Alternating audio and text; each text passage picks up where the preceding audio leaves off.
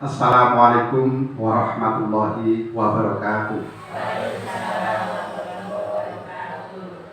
Alhamdulillah wa syukurillah wa la hawla wa la quwata illa billah amma ba'da.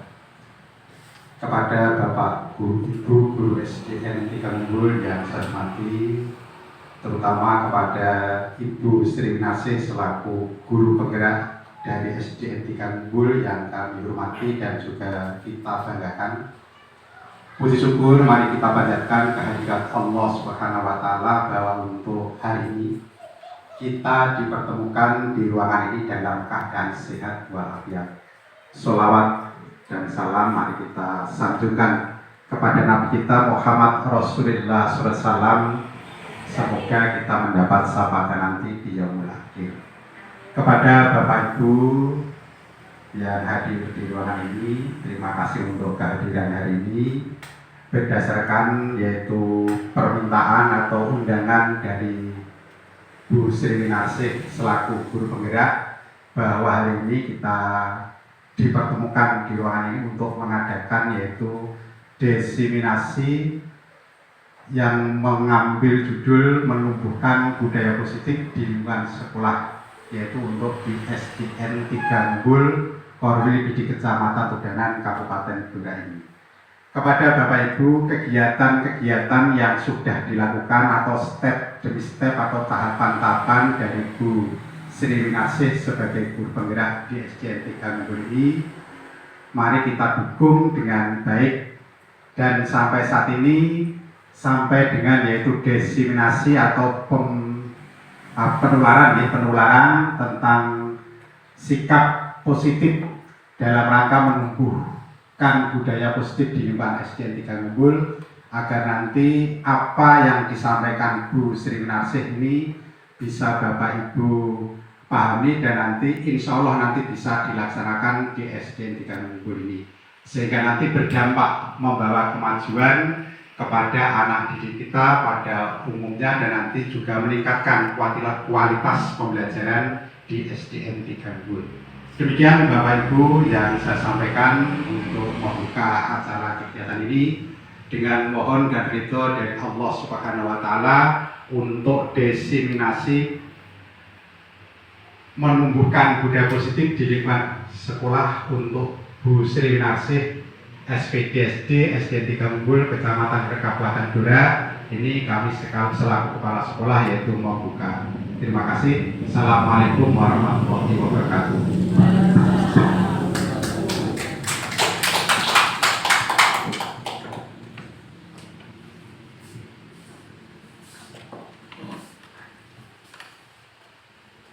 Assalamualaikum warahmatullahi wabarakatuh.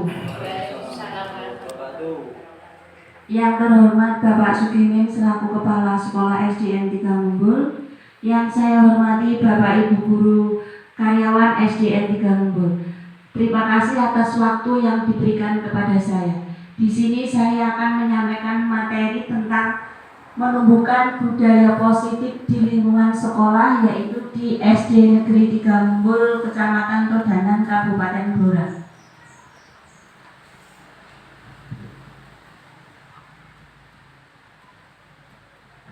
Semoga Allah Tuhan Yang Maha Esa selalu melindungi kita dan memberi keberkahan hidup. Amin.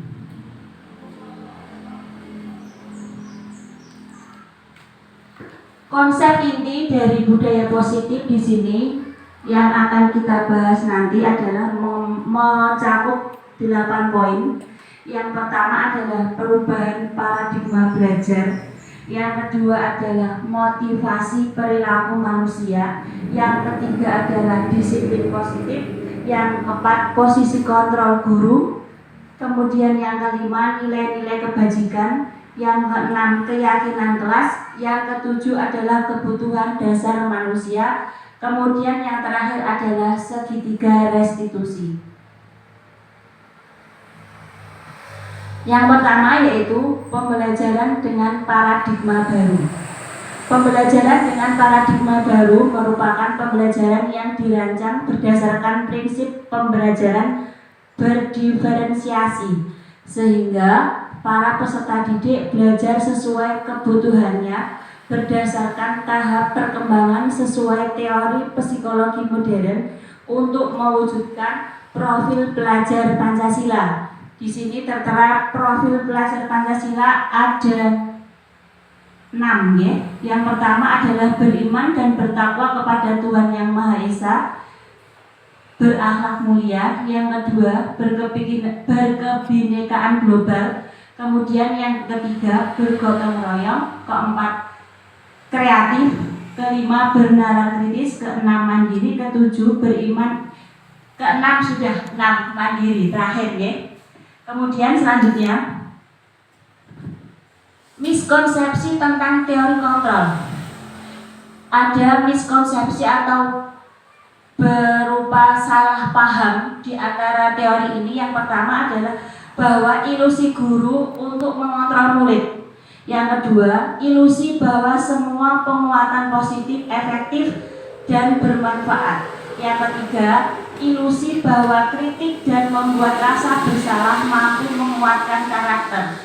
Yang keempat, ilusi bahwa orang dewasa berhak memaksa. Jadi pada intinya guru itu tidak berhak untuk mengontrol anak atau mengontrol peserta didik kita. Kemudian ini ada mengubah paradigma stimulus respon ke pendekatan teori kontrol. Yang pertama adalah realitas atau kebutuhan kita sama. Kemudian ada teori kontrolnya, realitas atau kebutuhan kita itu berbeda. Jadi kita tidak boleh memaksakan kehendak kita. Yang kedua, semua orang melihat hal yang sama. Ini dirubah menjadi setiap orang memiliki gambaran yang berbeda. Yang ketiga, kita mencoba mengubah orang agar berpandangan sama dengan kita. Teori kontrolnya, kita berusaha memahami pandangan orang lain tentang dunia. Yang keempat, perilaku buruk dilihat sebagai suatu kesalahan. Teori kontrolnya, semua perilaku memiliki tujuan, baik itu tujuan yang mungkin disengaja atau tidak disengaja, baik itu kesalahan yang disengaja maupun kesalahan yang tidak sengaja, itu memiliki tujuan tertentu. Yang selanjutnya, orang lain bisa mengontrol saya. Kemudian diganti hanya Anda yang bisa mengontrol diri Anda sendiri. Kemudian saya bisa mengontrol orang lain. Anda tidak bisa mengontrol orang lain. Pemaksaan ada pada saat bujukan gagal. Kolaborasi dan konsensus menciptakan pilihan-pilihan baru. Jadi kita tidak boleh memaksakan kepada orang lain. Yang selanjutnya adalah model berpikir menang atau kalah. Kemudian teori kontrolnya, model berpikir menang-menang. Selanjutnya, disiplin positif. Disiplin itu berasal dari kata disiplina yang artinya belajar. Disiplin mengacu pada disiplin diri yang memiliki tanggung jawab terhadap apa yang dilakukannya berdasarkan nilai-nilai yang diyakini.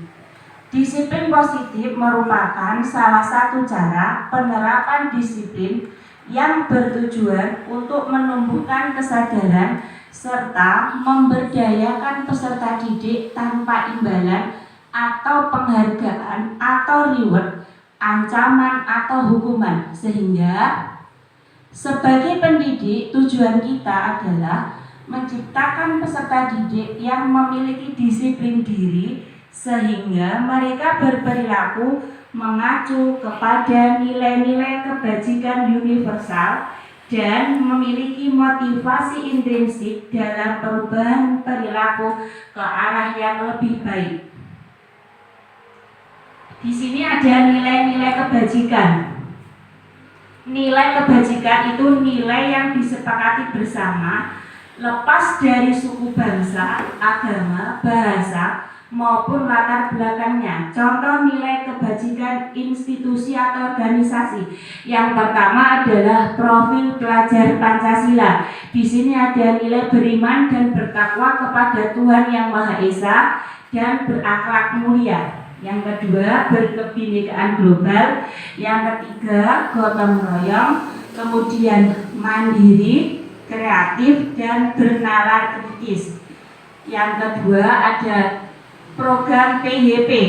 Nilainya terdiri dari toleransi, rasa hormat, integritas, mandiri, menghargai, antusias, empati, keinginan, kreativitas, kerjasama, percaya diri, dan komitmen. Yang ketiga dari keterampilan hidup atau life skill, terdiri dari dapat dipercaya, lurus hati, pendengar yang aktif, tidak merendahkan orang lain, kemudian memberikan yang terbaik dari diri kita.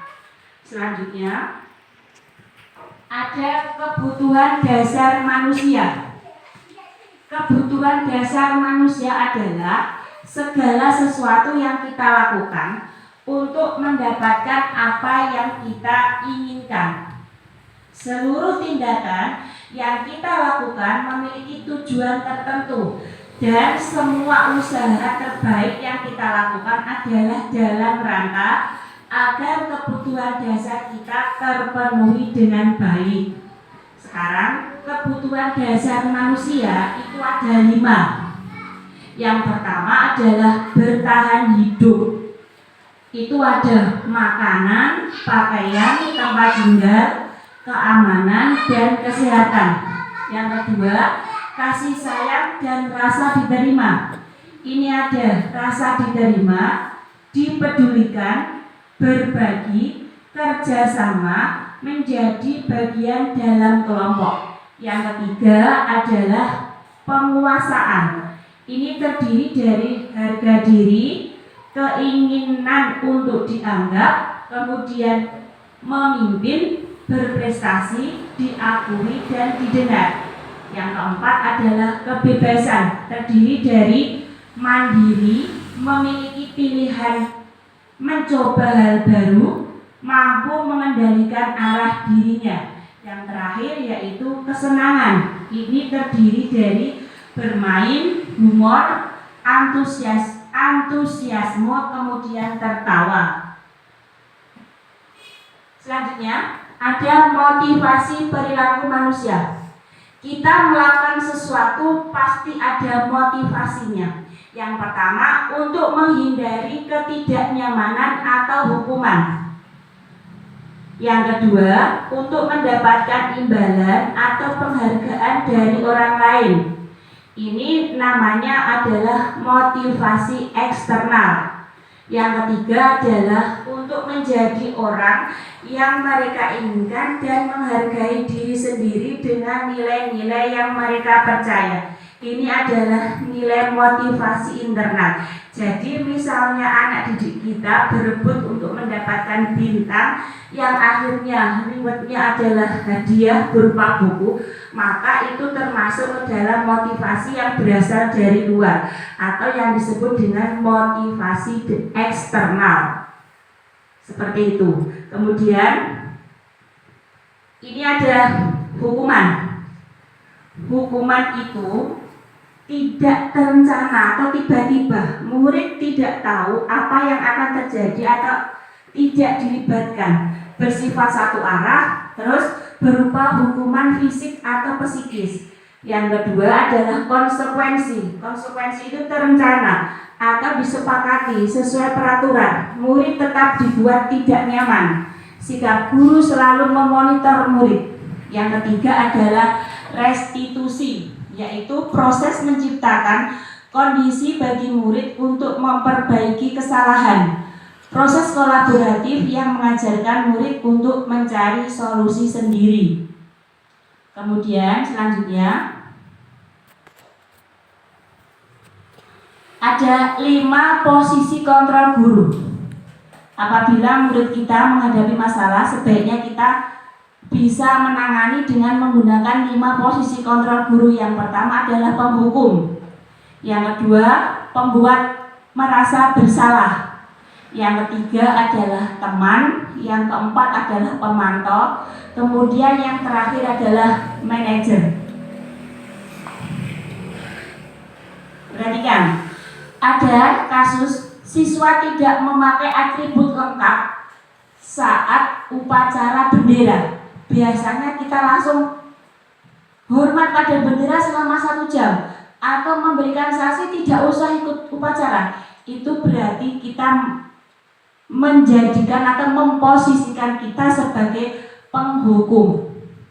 Kemudian kalau kita berkata, berapa kali ibu atau bapak harus memberitahu kamu selalu saja mengecewakan ibu atau bapak. Berarti kita berperan sebagai pembuat merasa bersalah. Kemudian yang ketiga, ayo dong ikuti aturan sekolah. Tolong bantu ibu bapak yang ya sekali ini. Ya sudah, tidak apa-apa, lain kali jangan sampai berbuat seperti ini lagi ya. Ini kita adalah posisinya sebagai teman. Kemudian kamu sudah melanggar peraturan sekolah. Kamu tahu konsekuensinya. Setelah upacara kamu beli atributnya ke koperasi dan jangan diulangi lagi. Ini kita memposisikan sebagai pemantau. Kemudian yang terakhir adalah, apakah kamu tahu kesalahanmu? Kira-kira bagaimana kamu memperbaiki kesalahanmu? Ini kita memposisikan diri sebagai manajer. Kemudian selanjutnya, coba, ini ada kasus saya kecewa sekali dengan kamu. Saya minta Bapak Ibu guru berdiskusi dengan rekannya atau salah satu orang, menyampaikan ini sebagai posisi kontrol apa? Silahkan.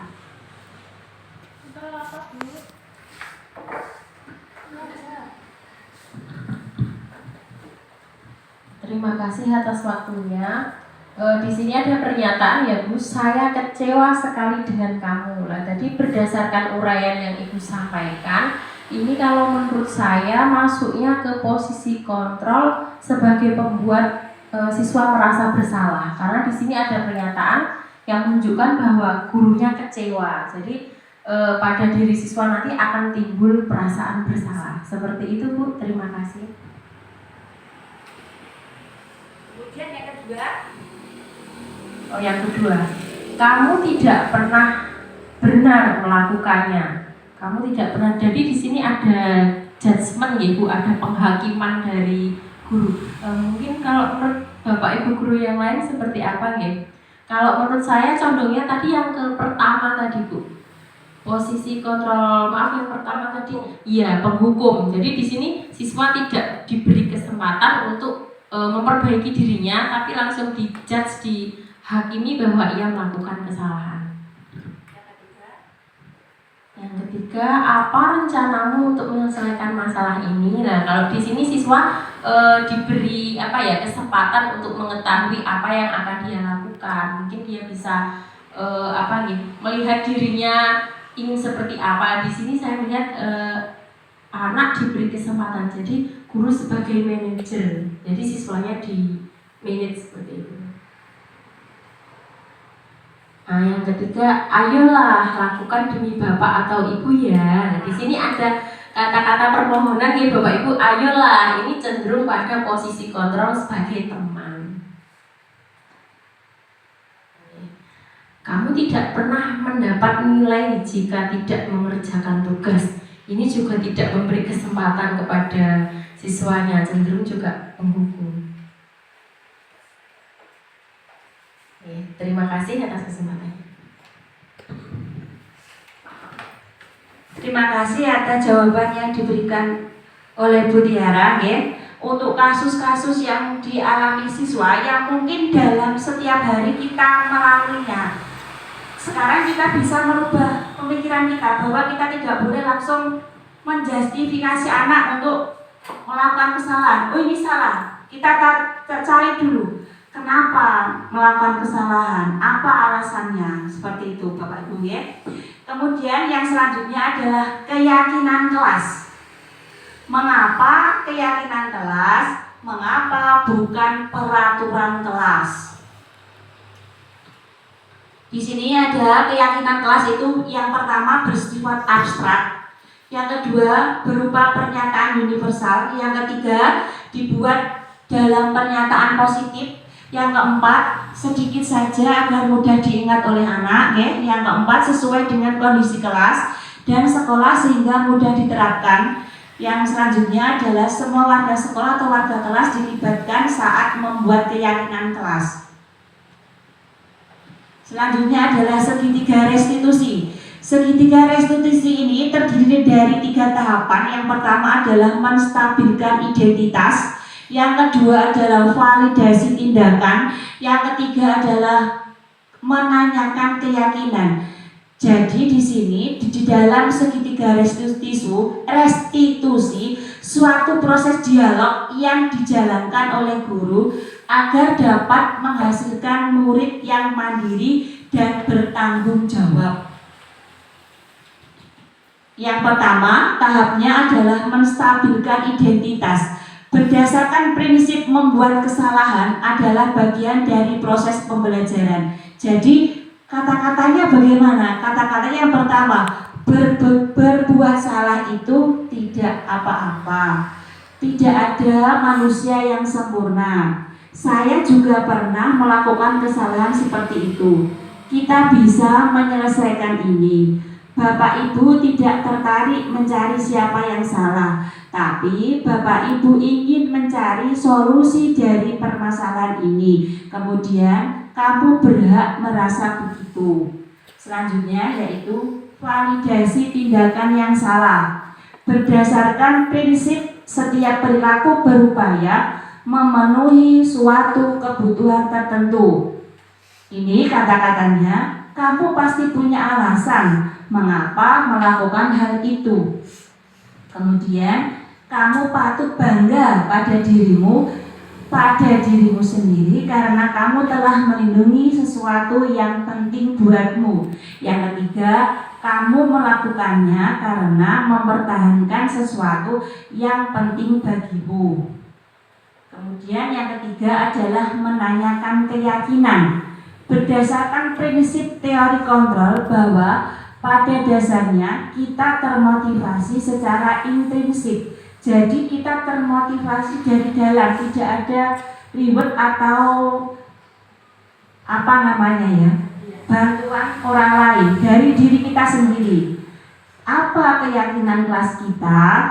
Apa nilai-nilai umum yang kita telah sepakati bersama? Apa bayangan kita tentang kelas yang ideal? Kamu ingin menjadi orang yang seperti apa? Kemudian ini ada contoh video saat saya melakukan segitiga restitusi dengan siswa saya.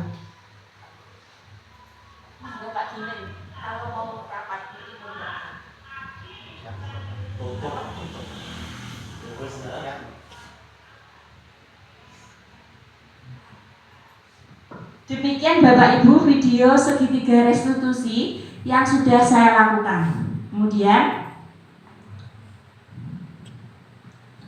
sebagai penutup dalam penerapan program disiplin positif hendaknya guru memiliki standar kepribadian profesional dan sosial yang baik, di mana guru mampu merefleksikan dirinya dalam posisi kontrol saat ini. Bagaimana perjalanan dirinya sebagai among atau manajer yang menuntun murid-muridnya menjadi insan yang mandiri, merdeka, dan bertanggung jawab.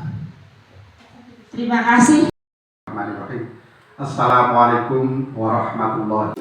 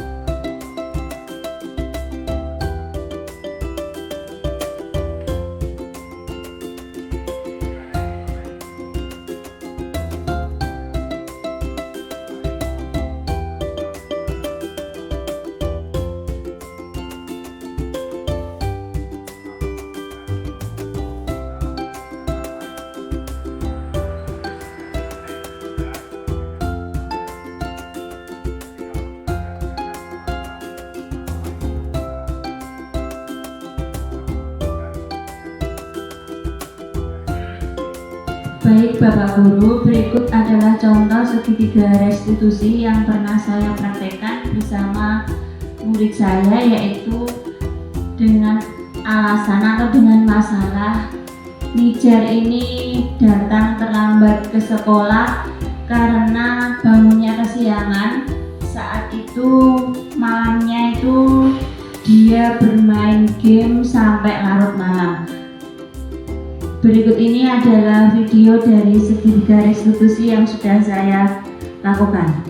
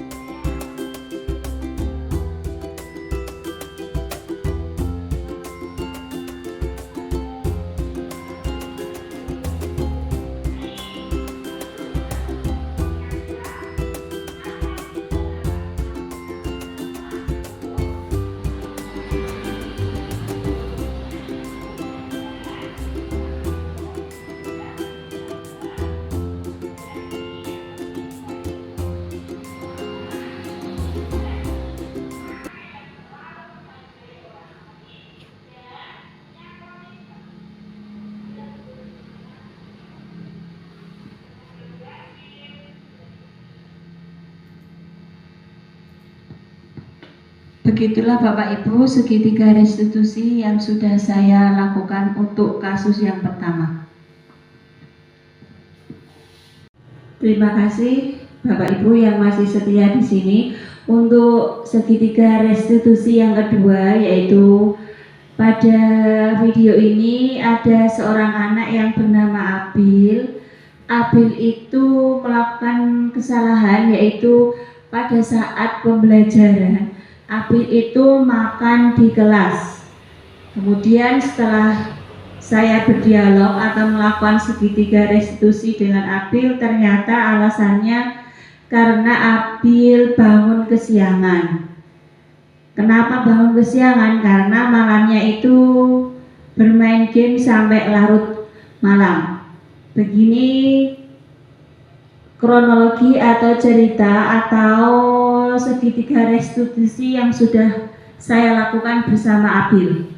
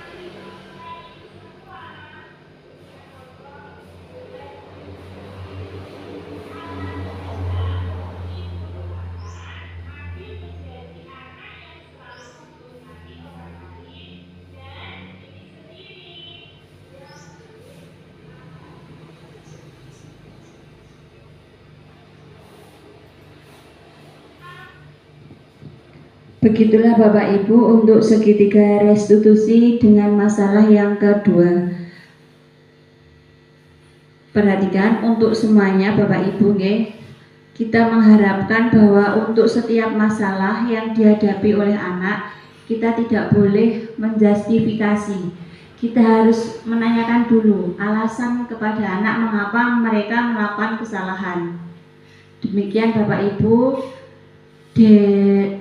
penularan budaya positif di lingkungan SDN 3 Umbul. Apabila ada kata-kata atau perbuatan yang kurang berkenan di hati Bapak Ibu, saya mohon maaf yang sebesar-besarnya. Wabillahi taufiq wal hidayah. Wassalamualaikum warahmatullahi wabarakatuh.